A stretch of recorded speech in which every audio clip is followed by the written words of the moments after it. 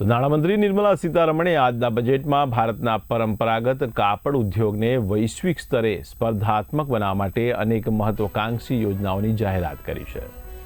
રેશમ, ઊન અને શણના ઉત્પાદનને વેગ આપવા માટે રાષ્ટ્રીય ફાઇબર યોજના રજૂ કરવામાં આવી છે, જ્યારે સમર્થ 2.0 દ્વારા કારીગરોના કૌશલ્યને આધુનિક ટેકનોલોજી સાથે જોડવામાં આવશે. સરકારે પરંપરાગત ક્લસ્ટરોના આધુનિકીકરણ માટે કાપડ વિસ્તરણ અને રોજગાર યોજના તેમજ વણકરો માટે રાષ્ટ્રીય હાથશાળ અને હસ્તકલા કાર્યક્રમની જાહેરાત કરીને ગ્રામીણ અર્થતંત્રને મજબૂત કરવાનો નિર્ધાર વ્યક્ત કર્યો છે.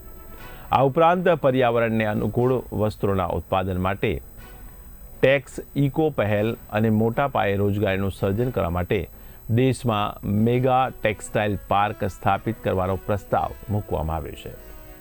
આ સર્વગ્રાહી અભિગમથી ભારતીય કાપડ ઉદ્યોગને આધુનિક ઓપ મળશે અને કારીગરોની આવકમાં પણ નોંધપાત્ર વધારો થશે.